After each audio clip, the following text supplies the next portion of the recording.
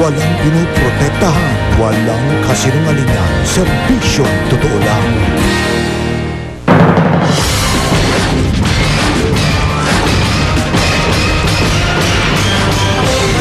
Na nga pong papanagutin ng mga may kinalaman sa umano'y anomalya sa pondo ng AFP. Hindi natin ito palalampasin. Sentensyang bitay sa 3 Pinoy sa China, hindi patiyak kung tuluyan ang babawiin ng Chinese government matapos itong ipagpaliban kagabi. Pero labis pa rin ang pasasalamat ng kani-kanilang pamilya na ipinagpaliban ang pagbitay. Congressman Ronald Singson napatunayang guilty sa kasong drug trafficking sa Hong Kong.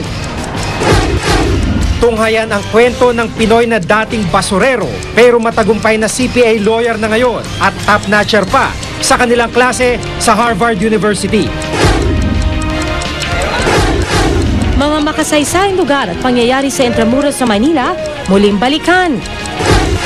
Concert sa Pilipinas ng Grammy Award winner singer-songwriter na si Taylor Swift ngayong gabi na.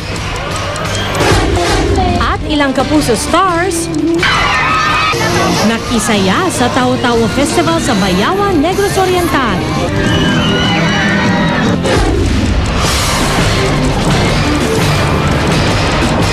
Mula sa GMA Network Center, ito ang 24 Oras.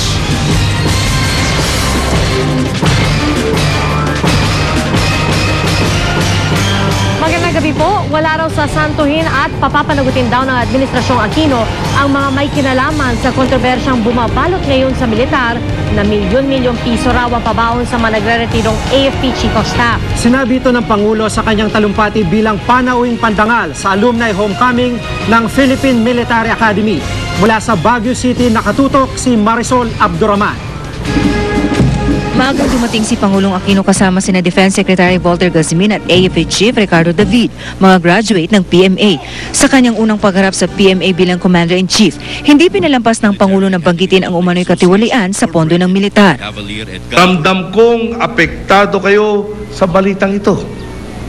At hindi biro ang dagok nito sa moral ng buong kasundaluhan. Suportado raw ng Pangulo ang pag-ungkat sa punot dulo ng anomalya. Hindi raw niya papayagang mangyari sa kanyang administrasyon ang mga nangyari noon. Hindi natin ito palalampasin. Kapag may ginawang kalokohan, kailangan ito po ay pagbabayaran. Iimbestigahan po natin kung paano masasampahan di lang po yung mga tinutukoy ngayon ng kaso, kundi pati na rin po ang mga kakontsaba nila, kasama na po yung mga prosecutor na kasangkot sa Garcia Plea Bargain Agreement. Bagaman walang pinangalanan, hindi rin pinalampas ng Pangulo ang mga saksi sa isinagawang investigasyon ng Kongreso kaugnay sa katiwalian sa AFP. Talaga po malaki ang kasalanan sa taong bayan, di umano. At ang sinasagot sa taong bayan na uwi parati sa hindi ko naalala. Sus Mario Joseph, hindi pa naman yata ganun katanda para maging ulyanin. Pero sabi nga po ng mga mas matalino sa akin, bawat problema, binibigyan na rin tayo ng solusyon. Ipinangako ng Pangulo ang pabahay sa mga sundalo at pulis at ginawaran ng pardon ang lahat ng mga kadeteng nagkasala. Panawagan naman ang pamunuan ng PMA.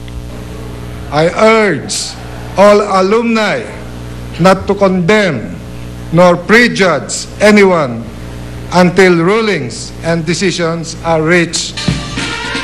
Kitang kasiyahan sa lahat, lalo na magmarcha ang mga alumni sa Borromeo Field na sagrado sa mga PMA-er. Si Colonel Ariel Querubin, ngayon lang uli nakadalo matapos ang 7 taong pagkakakulong. Hindi man nakapagmarcha, tuwang-tuwa ang 93 years old na si retired Colonel Ray Bucalbos, ang pinakamatandang alumnos na dumalo ngayong taon. Mula siya sa class 1940. It's quite tiresome for old people like me and not expensive. I try to come because of loyalty. Si Lieutenant Michael Agapay na nagtapos ng 2010 naman ang pinakabatang alumnus na dumalo. Matapos ang parada, kanya-kanya ng get-together ang bawat klase. Mula rito sa Baguio City, Marisol Abdurrahman, nakatutok 24 Oras.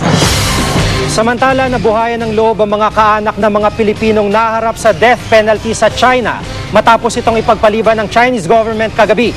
Pero sa kabila nito, hindi pa rin matiyak kung tuluyan ng maisasalba sa kamatayan ang tatlo. Nakatutok si John Consulta. Milagro ang patuloy na dasal ng mag-asawang Jeronimo at Edith Ordinario sa kaarawan ng anak na si Sally Ordinario Villanueva sa February 25. Sana raw, birthday gift sa kanya ng Panginoon ang tuluyang makaligtas sa lethal injection dahil sa drug case sa China. Kagabi, nagdesisyon ng Chinese government na ipagpaliban na magbitay kay Sally at sa dalawa pang Pinoy na sina Ramon Credo at Elizabeth Batayin. Brief the Vice President on the final verdict of the Supreme People's Court on the 3 Filipinos sentenced to death for drug trafficking and the decision of the Supreme People's Court to postpone the execution within the scope of Chinese law. Nagpapasalamat man ang pamilya Ordinario sa desisyon ng Chinese government. Di pa rin daw nila maialis ang labis na pag-aalala. Mas nadagdagan lalo yung pag-iisip ko po. Kung ano na naman ang susunod. Ikinalulungkot din nila ang pagpapaliban ng DFA sa nakatakdang pagpunta sana nila ngayong araw sa China. Wala raw sinabing dahilan kung bakit. Itutuloy yung flight namin para madalaw namin anak namin doon. Para makita namin kung anong sitwasyon niya. Ang asawa naman ni Credo, natutuwa't nabigyan daw sila mag-ina ng panibagong pag-asa. Dalangin nila, tuluyang maipababa sa life imprisonment ang sentensya sa asawa. Marami pong salamat sa pangyayaring ito na kahit paano nabigyan ng pag-asa, nabigyan po ng second chance kung ang mag-ama magkita. Maging si Vice President Jejomar Binay, di masabi kung ano ang siyasang tuluyang may sasalba ang tatlong Pinoy mula sa death row ng kanyang pagdalaw sa Beijing. Just give us time so we can sit down and talk about our itinerary. It is a last-minute plea. Have you had any indication from the Chinese side? We don't want to speculate. Nakatakdang dumating sa bansa si Binay ngayong gabi. John Consulta, nakatutok, 24 oras.